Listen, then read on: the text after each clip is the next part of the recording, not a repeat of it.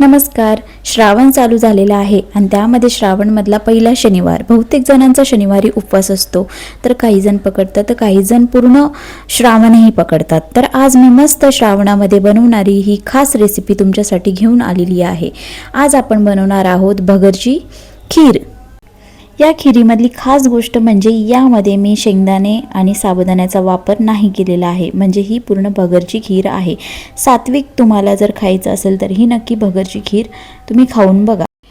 1 वाटी भगर मी स्वच्छ पाण्याने धुवून घेतली आणि 1 चम्मच तुपामध्ये मी त्याला थोडीशी रोस्ट केलेली आहे आणि त्यामध्ये 1 ग्लास इतकं दूध टाकलेलं आहे. तुम्ही तुमच्या प्रमाणात तुम्हाला जितकं वाटेल तेवढं दूध टाकू शकता आणि थोडं पाणीही टाकलेलं आहे.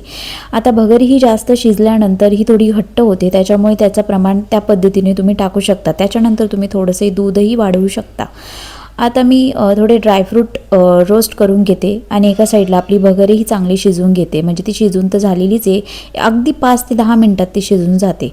आता ड्रायफ्रूट्समध्ये मी काजू आणि बदाम थोडे रोस्ट केले आणि खोबऱ्याचा किसही रोस्ट केला आणि ते सर्व आता आपल्याला या भगरच्या खीरमध्ये टाकायचं आहे. जसं आपण याची तांदळाची खीर बनवतो त्याच पद्धतीने बनवली आणि चवीलाही अगदी तांदळाच्या खिरीसारखीच लागते. आणि 1 चम्मच वेलची पावडर टाकली आणि व्यवस्थित मिक्स करून घेतली. अगदी 10 ते 15 मिनटं पण जास्त आहे, 10च मिनटामध्ये ही खीर तयार होऊन जाते.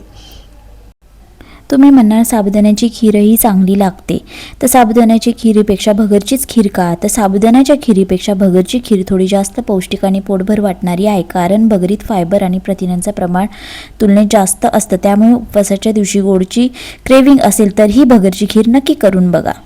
अशा सिझनेबल आणि पारंपरिक रेसिपीसाठी रसोई टेक किचनला सबस्क्राईब करा.